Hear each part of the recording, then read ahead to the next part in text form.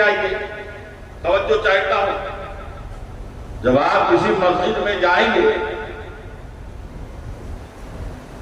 تو آپ دیکھیے گا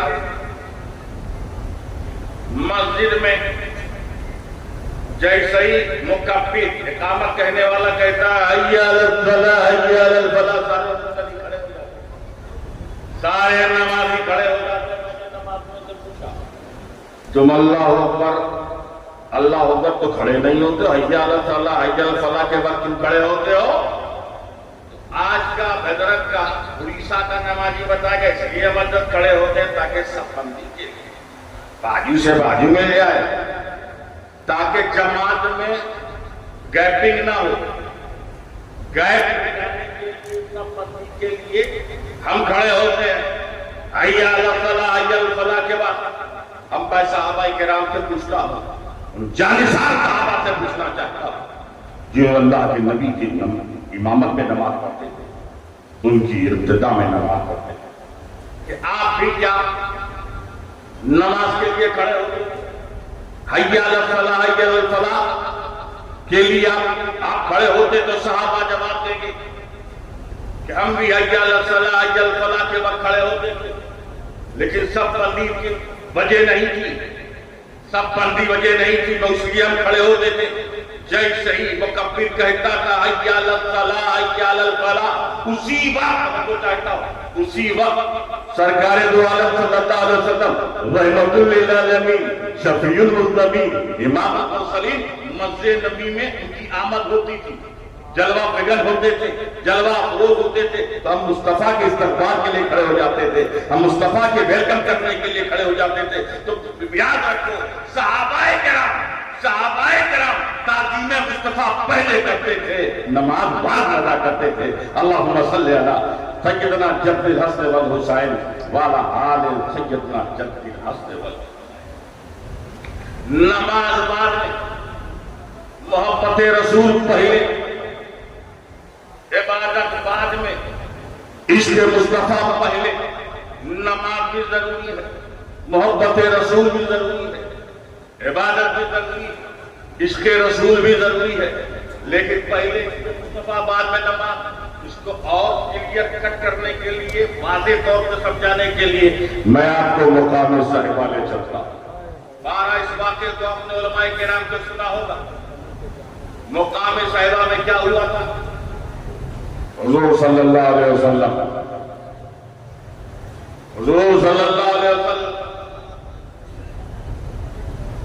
نے نماز ادا کر لی تھی، حضرت علی کہیں گئے تھے، ان نماز نہیں پڑھی تھی۔ جب پلٹ کر آئے تو حضور نے فرمایا اے علی، میں جسم میں تھکان محسوس کر رہا ہوں، میں آرام کرنا چاہتا ہوں۔ تو حضرت علی نے کیا کیا؟ اپنے زانوں کو پھیلا دیا، اپنی گود کو پھیلا دیا، سرکار آرام فرمائے۔ اور آج کا اگر ریال گانے والا مولوی ہوتا تو کہتا یا رسول اللہ بھی میں نے اثر نہیں پڑھی ہے، میں جو کر لوں اثر پڑھ لوں تو میں آتا ہوں۔ لیکن وہ مولوی نہیں، وہ خیبہ شکن تھے، وہ شیر زمن تھے، وہ آفتاب نبوت کی حسین دلکش گرم تھے، وہ جلوہ شمس الضحیٰ تھے، وہ نقشہ بدر خدا تھے، وہ امین امانت خدا تھے، وہ نجر برج صفا تھے، وہ وارث علوم مصطفیٰ تھے، وہ علی جن کے نبضوں میں صداقت کی دوا، جن کے خون میں وحدانیت کی جھلک، جن کے کردار میں پاکدانی کی مہک، جن کی ہر سانس میں توحید کا نغمہ، جن کی ہر آواز میں صداقت کی گونج۔ وہ جانتے تھے کہ نماز کی تو قضا ہو سکتی ہے، محبت رسول کی قضا نہیں ہو سکتی۔ حضرت علی نے اپنے زانوں کو پھیلا دیا، سرکار زانوی علی پہ آرام کرنے لگے۔ حضرت علی کی گود کو ایک عظیم معراج، ایک عظیم سعادت نصیب ہوئی، کیونکہ وہ چہرہ میرے علی کی گود میں ہے جس چہرے کے بارے میں قرآن کہتا ہے یاسین، جس کے چہرے کی گولشن کے بارے میں قرآن کہتا ہے وَالضُّحَىٰ وَاللَّيْلِ إِذَا سَجَىٰ، جس کے خط کے بارے میں قرآن کہتا ہے یاسین۔ جس کے صرف معمر کے بارے میں کہتا ہے مرد اللہ اذا سجا، اس کے چہرے کے بارے میں بلقبر اذا تلا، وہ چہرہ علی کی گود میں آرام فرما رہا ہے۔ توجہ میں چاہتا ہوں پورے حضرت کے لوگوں کی، ایک بات بتاؤ، جب دنیا میں آج ہم نماز کا ٹائم ٹیبل جو ہے وہ گھڑی دیکھتے، ظہر کا ٹائم ہو گیا، عصر کا ٹائم ہو گیا، مغرب کا ٹائم ہو گیا، عشاء کا ٹائم، یہ ٹائم کب بنا؟ نظام شمسی کی بنیاد پر، اوقات صلاۃ نظام شمسی کی بنیاد پر۔ جب سورج یہاں پہنچے تو ظہر ہے، ایسے پہنچے تو عصر ہے، ڈوب گیا تو مغرب۔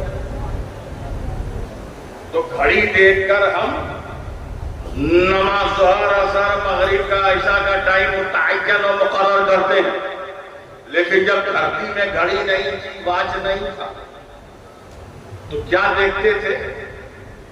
کیسے ہم نماز پڑھتے تھے؟ گھڑی تھی نہیں تو گھڑی دیکھ کے ہم بتائیں تو پہلے سورج کو دیکھ کر طے کر لیتے تھے ظہر کا ٹائم ہے، سورج کو دیکھ کے ہم طے کر لیتے تھے عصر کا ٹائم ہے، سورج کو دیکھ کے طے کر لیتے تھے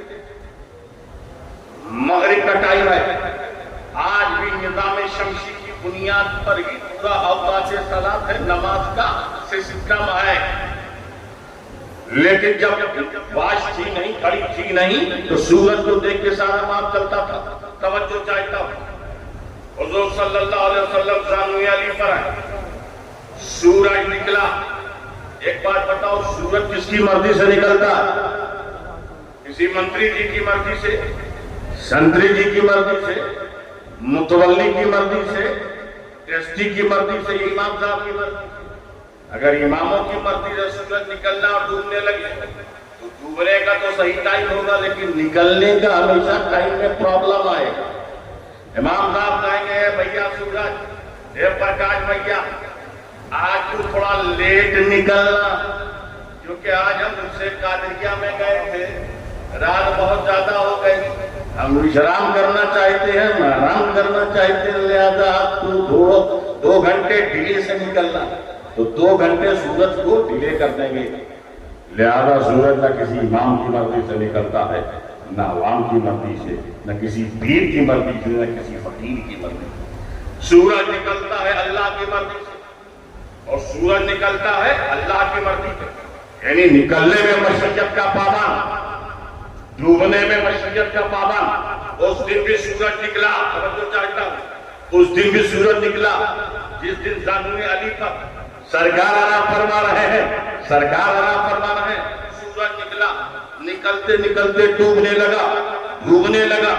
ایک طرف ثانوی علی ہے، ایک طرف ثانوی علی پہ سرکار آرام فرما رہے ہیں، دوسری طرف علی کی نماز جا رہی ہے، ایک طرف محبت رسول ہے، دوسری طرف نماز قضا ہو رہی ہے۔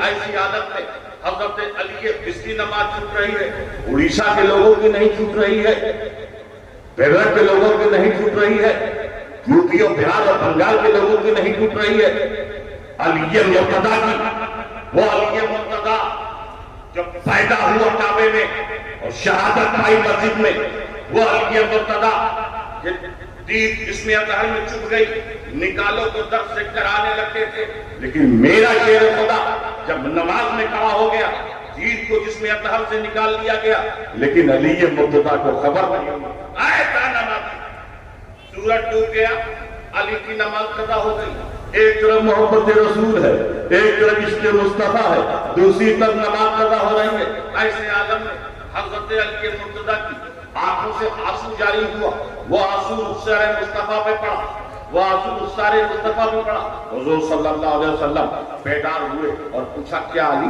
تیری نماز قضا ہو گئی، تیری نماز چھوٹ گئی؟ کہا یا رسول اللہ میری نماز چھوٹ گئی، میری نماز قضا ہو گئی۔ اتنا کہنا تھا، اب میرے آقا نبی کریم صلی اللہ علیہ وسلم اپنے رب کی طرف متوجہ ہوئے، اور متوجہ ہونے کے بعد کیا دعا مانگا؟ ان علی کان فی طاعتک و طاعت رسولک، بے شک تیرا علی تیری اطاعت میں تھا اور تیرے رسول کی اطاعت میں تھا۔ اے اللہ بے شک تیرا علی تیری فرمانبرداری میں تھا اور تیرے رسول کی فرمانبرداری میں تھا۔ جیسے ہی دعائیا کلمہ دعائیا جملہ میرے نبی نے پڑھا، میرے نبی نے کہا، اتنے میں کیا ہوا؟ ڈوبا ہوا سورج پلٹ آیا، ڈوبا ہوا سورج پلٹ آیا۔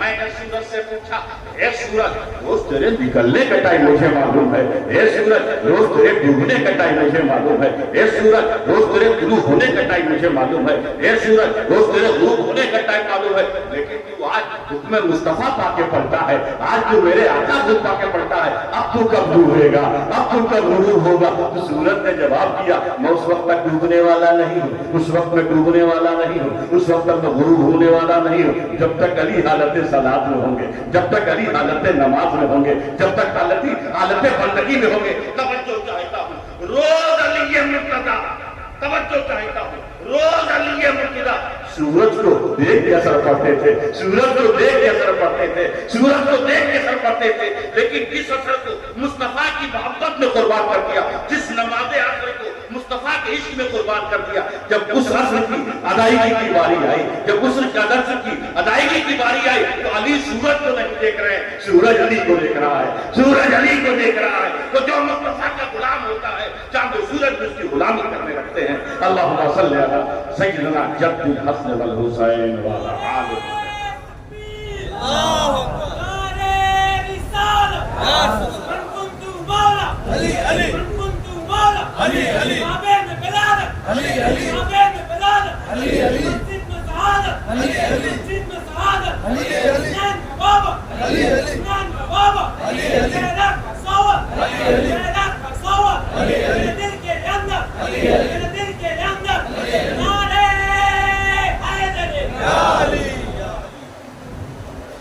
اللہ کے نبی نے کیا دعا کی؟ اے اللہ بے شک تیرا علی تیری اطاعت میں تھا اور تیرے رسول کے اطاعت علی کانا کی طاعت و طاعت رسول کا، بے شک تیرا علی تیری اطاعت میں تھا اور تیرے رسول کی فرما برداری میں تھا۔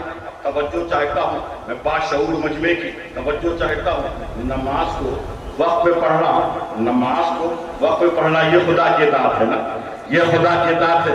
نبی کی ولی کی نماز قضا ہو گئی اور رسول کہہ رہے ہیں تیری اطاعت میں تھا اور تیرے رسول کی اطاعت میں تھا۔ تو یہ دعائیہ جملہ نبی کا بتا رہا ہے کہ علی کے مرتضیٰ کا وقت پہ نماز پڑھنا یہ خدا کی اطاعت ہے، اور مصطفیٰ کی محبت میں نماز قربان کر دینا یہ بھی خدا کی اطاعت ہے، یہ بھی خدا کی اطاعت ہے۔ میرے دوستو، مقام صحبہ سے، منزل صحبہ سے ہمیں کیا لیسن ملا، ہمیں کیا سبق ملا؟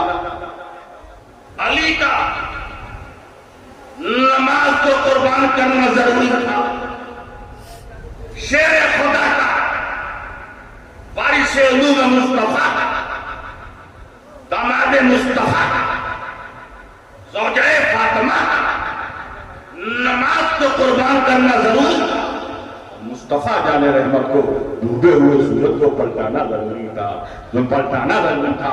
علی مرتضیٰ نے سورج نماز کو قربان کر کے مصطفیٰ کی عشق کو بتایا، مصطفیٰ کی محبت کو بتایا، مصطفیٰ کی عشق کی اہمیت کو بتایا، مصطفیٰ کی محبت کو بتایا، اور اللہ کے نبی نے سورج کو پلٹا کر نماز کی اہمیت کو بتایا، نماز کی اہمیت کو بتایا۔ مطلب ہے سنی مسلمانوں، نہ تم دامن مصطفیٰ کو چھوڑو نہ نماز کو چھوڑو۔ اللہم صلی علی سیدنا جد الحسن والحسین وعلی آل سیدنا جد الحسن۔ نماز بڑی عظیم عبادت ہے، کیونکہ نماز فرض ہے۔ بولیے، روزہ فرض ہے، زکوٰۃ فرض ہے، حج فرض ہے۔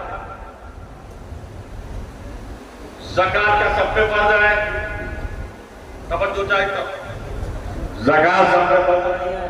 جو مالک نصاب ہو، مالک نصاب ایشیا میں 30% لوگ ہیں، 70% غریب ہیں، تو گویا 30% پہ زکوٰۃ ہے، 70% پہ نہیں۔ حج کے لیے کیا ضروری ہے؟ مستطیع ہو، صاحب استطاعت، صحت مند بھی ہو، پیسہ خرچ کرتا ہو، پیسہ خرچ کرنے کی استطاعت ہو۔ تو 20% ایسے لوگ ہیں جو صاحب استطاعت بھی ہیں، جسم کے اعتبار سے اور مال کے اعتبار سے، تو گویا 80% پہ حاضر نہیں ہے۔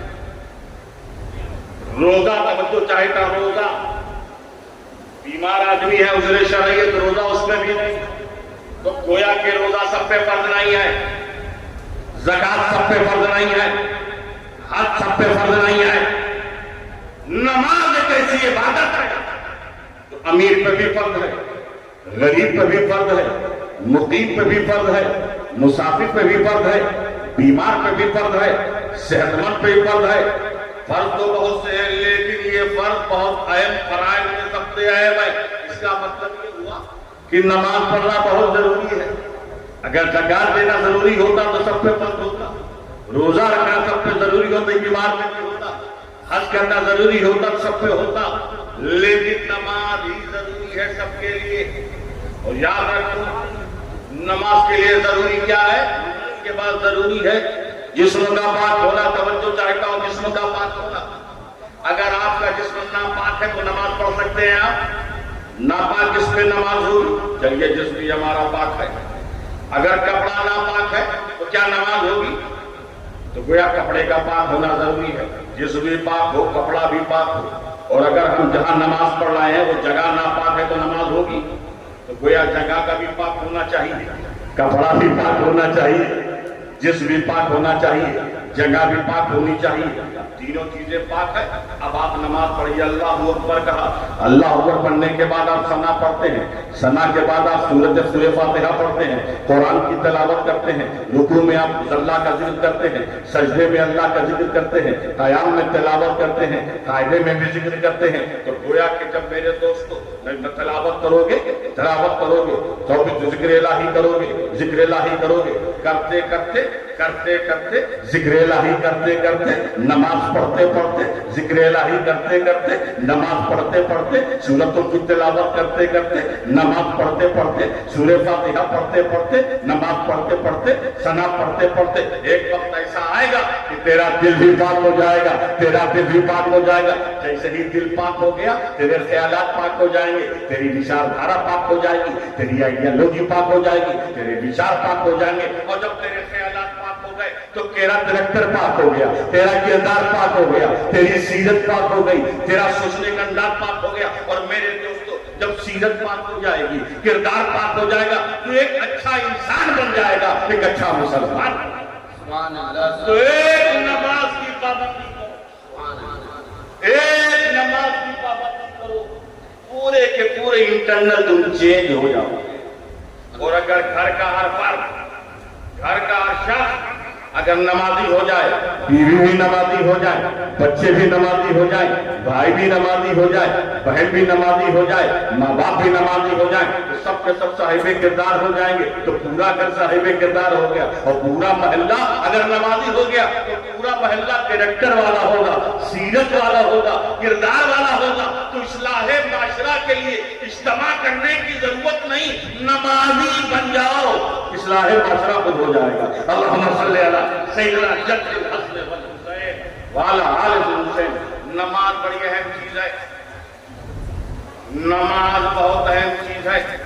تم کو رسم و رواج سے بڑی دلچسپی ہے، عرس منانے میں بڑا مزہ آتا، لنگر کھانے میں بہت مزہ آتا، نعرہ لگانے میں بہت مزہ آتا، لیکن نہیں مزہ آتا ہے تو عبادت میں۔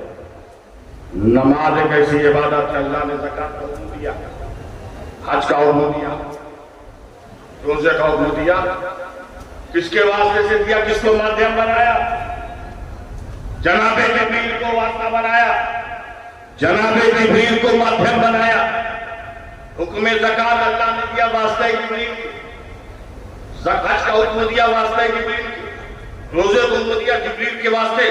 لیکن جب نماز کا حکم دیا، نماز کو حکم دیا تو جبریل کو واسطہ نہیں بنایا، معراج کی رات اپنے قرب خاص حکم میں صلاۃ دیا۔ اس لیے نماز مومن کی معراج ہے، نماز نبی کی آنکھوں کی ٹھنڈک۔ سبحان اللہ۔ نمازی بنو، دل کو پاک کرو، نماز کیسی پڑھو، ایکسرسائز والی نماز نہیں، اٹھک بیٹھک والی نماز نہیں، دل کہیں ہے دماغ کہیں، ویسی نماز نہیں۔ حضور فرماتے ہیں لا صلاۃ الا بفاتح الکتاب، تمہاری نماز ناقص ہے، انکمپلیٹ ہے اگر تمہارا دل حاضر نہیں ہے۔ یعنی گویا کہ جب تم نماز میں پڑھو رکوع میں ہو دل حاضر ہونا چاہیے، سجدے میں رہو دل حاضر ہونا چاہیے، قیام میں رہو دل حاضر ہونا چاہیے، قاعدے میں رہو دل حاضر ہو، اور جب تم دل کی حاضری کے ساتھ نماز پڑھو گے تو تمہارا دل مصفا اور مجلہ ہوگا۔ مسلمانوں، ایمان کے ساتھ روحانیت ہے، اس لیے کہ صاحب روحانیت کا اس ہے۔ نصیب اختر صاحب دنیا دار نہیں تھے، روحانیت کے تاجدار اولاد غوث اعظم۔ ادرک میں آپ کو بزنس سکھانے نہیں آئی، سروس سکھانے نہیں آئی، آپ کو اللہ سے تعلق پیدا کرنے کے لیے آئے تھے۔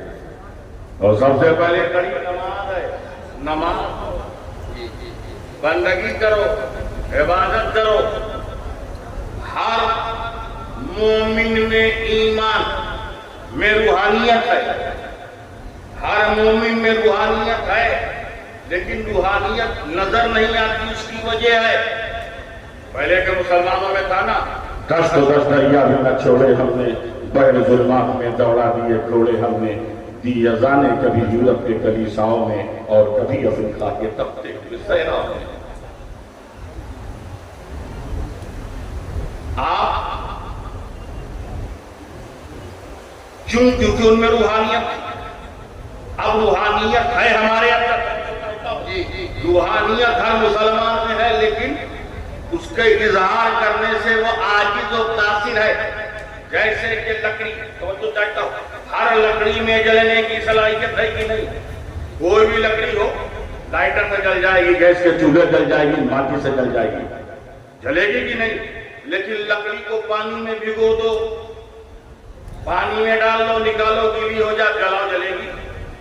گویا صلاحیت تھی، لیکن پانی کے ڈوب جانے کی وجہ سے، پانی کی وجہ سے، گیلا ہونے کی وجہ سے اب وہ روحانیت کا اظہار نہیں کر پا رہی ہے، اب جل نہیں پا رہی۔ اسی طریقے سے ہم میں روحانیت ہے، ہم ایمان والے ہیں، ہمارے اندر روحانیت ہے، لیکن روحانیت ظاہر کیوں نہیں ہو رہی ہے، روحانیت کا اظہار کیوں نہیں کر پا رہے ہیں؟ ہم بھی ڈوبے ہوئے ہیں، پانی میں نہیں ڈوبے ہوئے ہیں، گناہوں میں ڈوبے ہوئے ہیں، معصیت میں ڈوبے ہوئے ہیں، اپرادھ میں ڈوبے ہوئے ہیں، عصیاں میں ڈوبے ہوئے ہیں۔ جب تک ہم ڈوبے ہوں گے تب تک ہم میں روحانیت نہیں ہوگی۔ اور یہ اللہ والوں میں کیا ہوتا ہے، گناہوں میں نہیں ڈوبتے ہیں یا اپرادھ میں نہیں ڈوبتے ہیں، تو ان کا حال کیا ہوتا ہے کون اندازہ کر سکتا ہے؟ ان کے زور بازو کا نگاہیں ان سے بدل جاتی ہیں۔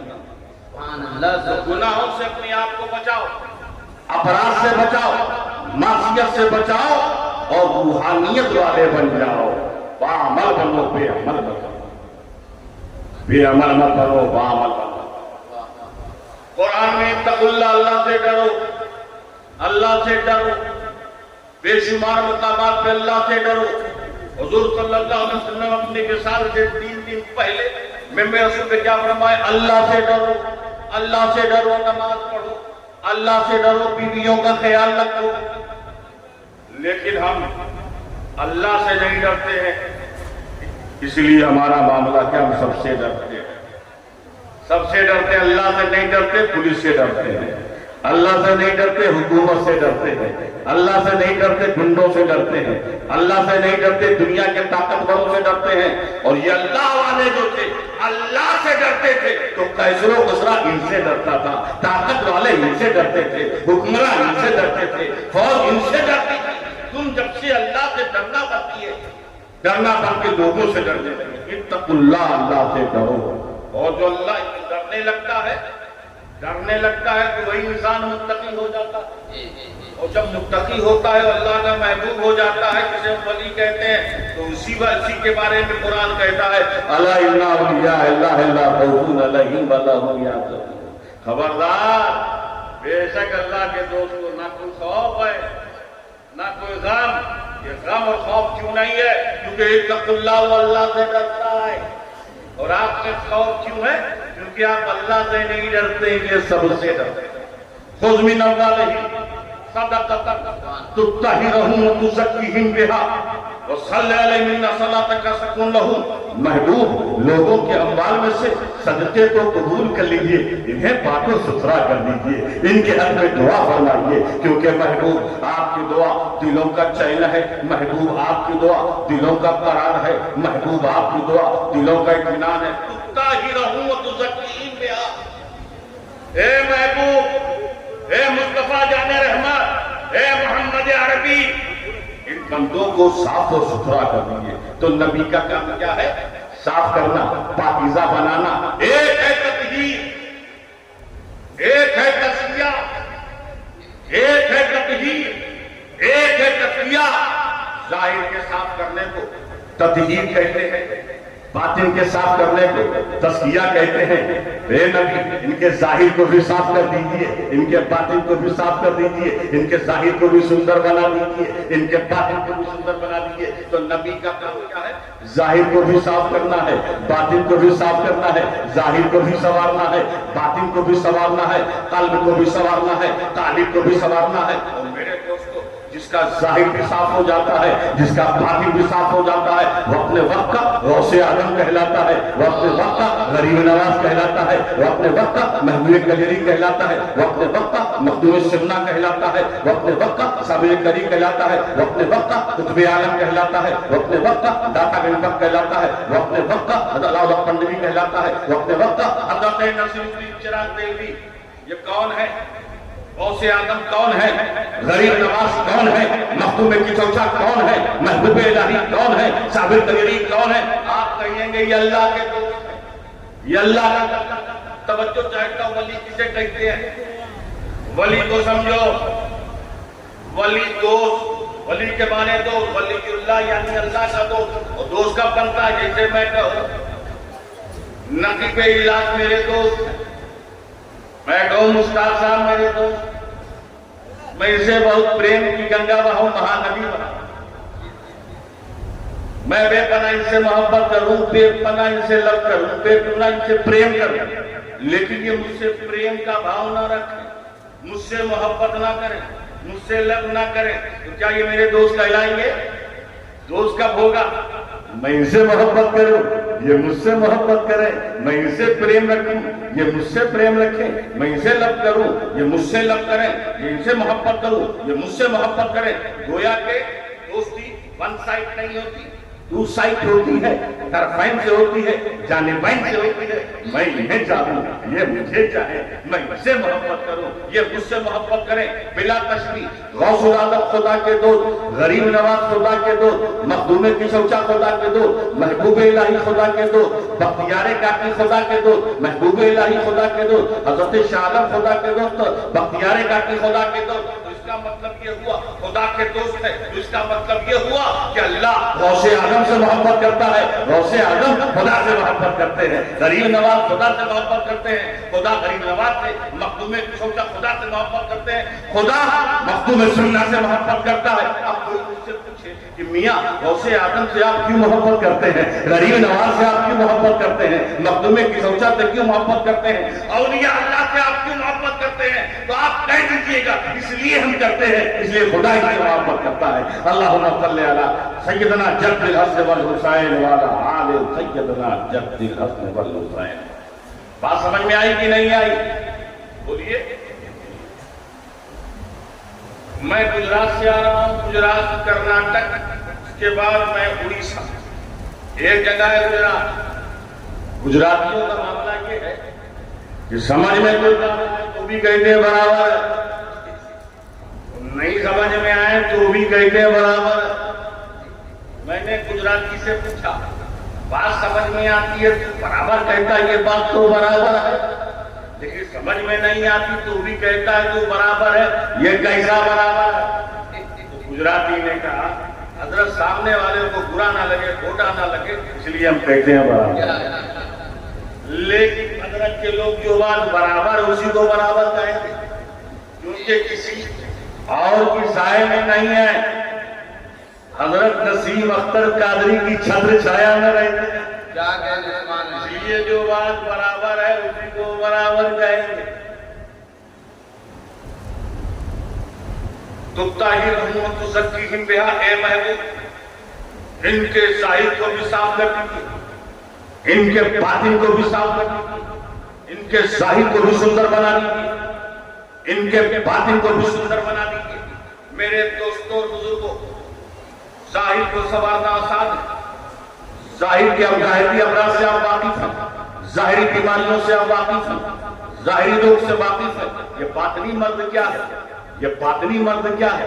یہ باطنی روگ کیا ہے؟ یہ باطنی بیماری کیا ہے؟ یہ حسد جو ہے یہ باطنی بیماری ہے، یہ جلن جو ہے یہ باطنی بیماری ہے، یہ بغض جو ہے یہ باطنی بیماری ہے، یہ اولاد رسول سے بغض رکھنا یہ بھی باطنی بیماری ہے، یہ باطنی بیماری ہے۔ اور ایسی باطنی بیماری ہے جس کا علاج کسی ڈاکٹر کے پاس نہیں ہے، کسی حکیم کے پاس نہیں ہے، کسی وید کے پاس نہیں ہے، کسی معالج کے پاس نہیں ہے۔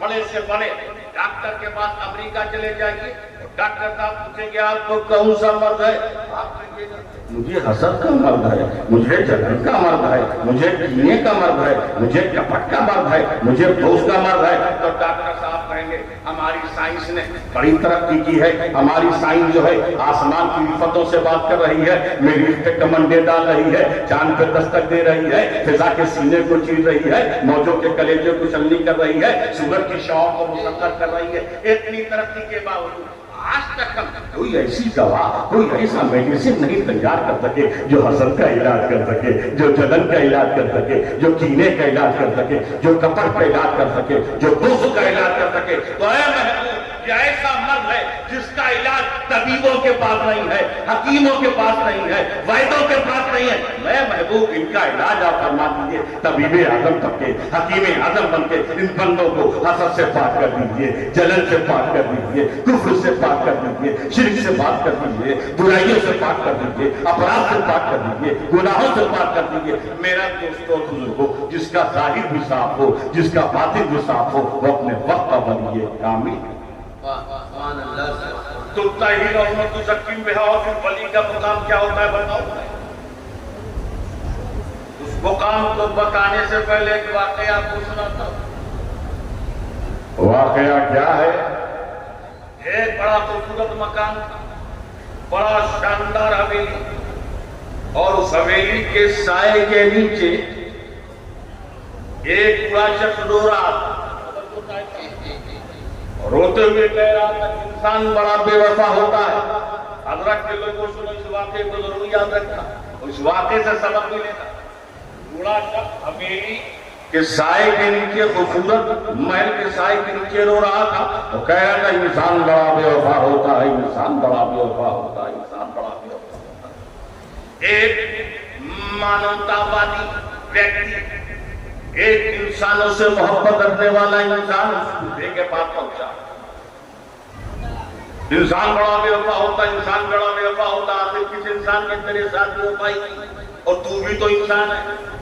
کہا جناب میں انسان نہیں ہوں، میں تو مسٹر شیطان ہوں۔ کہا شیطان ہو؟ تو کہا پوری انسانیت تو تجھ سے پریشان ہے، اور تو کہتا ہے انسان بڑا بے وفا ہوتا ہے، انسان بڑا بے وفا ہوتا ہے، آخر کون سا ایسا انسان جس سے تو پریشان ہے؟ تو اس نے کہا اس بنگلے کو دیکھ رہا ہو، اس حویلی کو دیکھ رہا ہو، اس خوبصورت مکان کو دیکھ رہا ہو؟ کہا میں دیکھ رہا ہوں، بہت خوبصورت مکان ہے۔ تو کہا اس بنگلے والے کو اس منزل تک لانے والا میں ہوں۔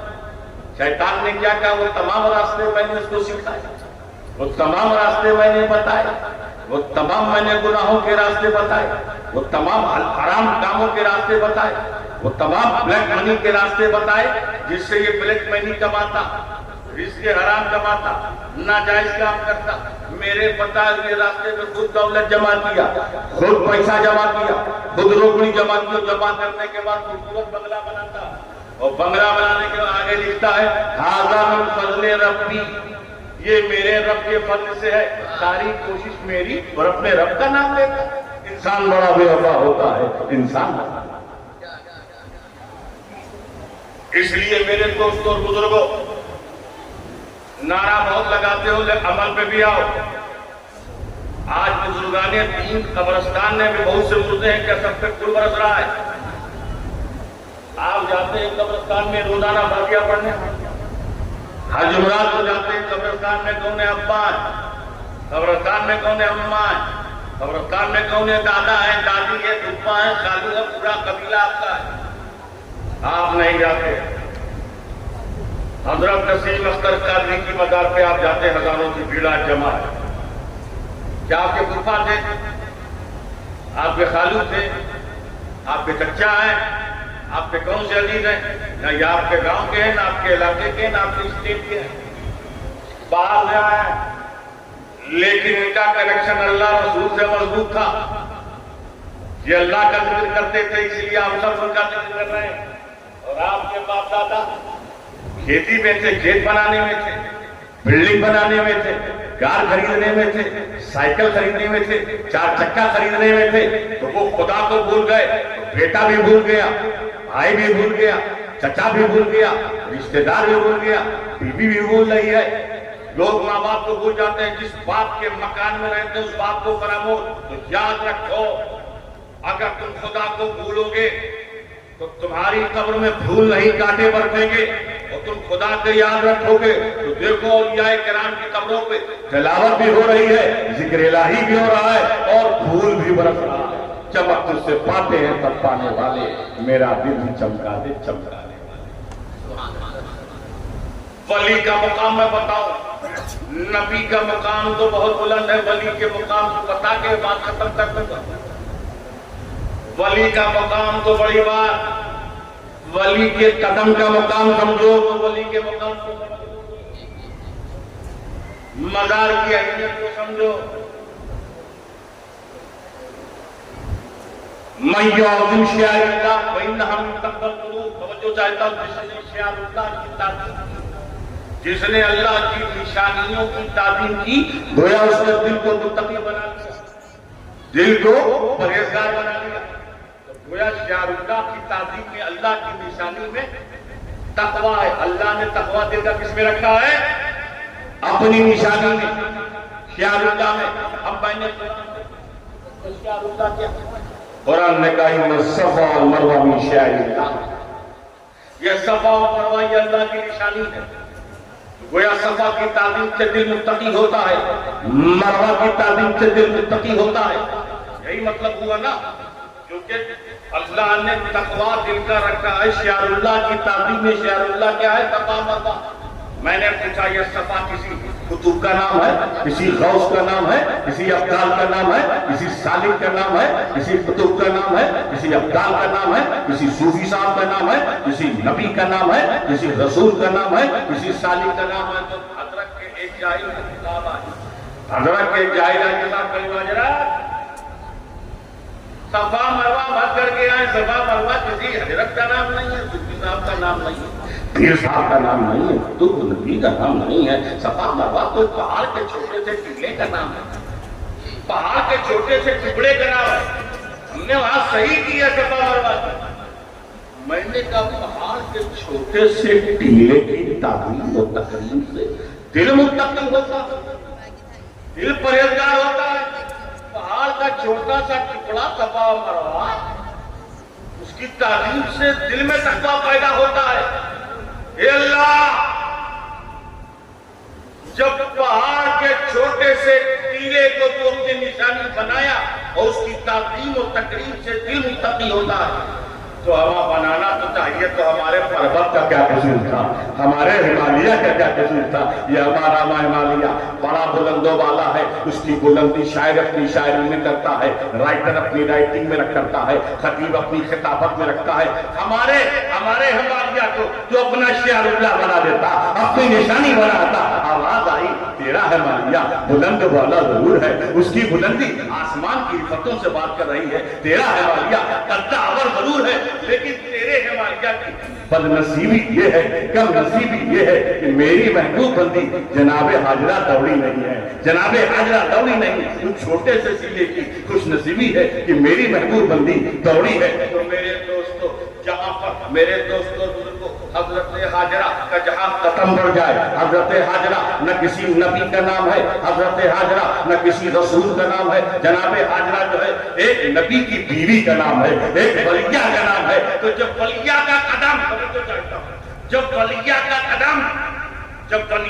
قدم جس جگہ پڑ جائے وہ شعائر اللہ بن جائے، وہ اللہ کی نشانی بن جائے، اور اس کی تعظیم سے دل متقی ہوتا ہے، اس کی تقریم سے دل میں تقویٰ پیدا ہوتا ہے. جب ولی کے اللہ یہ عالم ہے تو جہاں سراپا ولی آرام کر رہا ہو وہ کتنا بڑا اللہ کی نشانی ہے، وہ کتنی بڑی اللہ کی نشانی ہے۔ تو مجھے کہنے دو اجمیر کی سرزمین پہ جہاں غریب نواز آرام فرما ہے وہ بھی اللہ کی نشانی ہے، بغداد کی دھرتی پہ جہاں غوث اعظم آرام فرما ہے وہ بھی اللہ کی نشانی ہے، دلی کی سرزمین پر جہاں محبوب الہی آرام فرما ہے وہ بھی اللہ کی نشانی ہے، کشوسے کی دھرتی پر جہاں مخدوم سمن آرام فرما ہے وہ بھی اللہ کی نشانی ہے، اور حضرت تقسیم قادری جس جگہ آرام فرما ہے وہ بھی اللہ کی نشانی ہے۔ ان سب کی تعظیم سے دل میں تکلیف ہوتا ہے، دل میں پیار ہوتا ہے، اور سب سے بڑی نشانی ہماری روح کائنات محمد رسول اللہ کا قوت قدرہ ہے، اس کی تعظیم سے دل کا تقویٰ پیدا ہوتا ہے،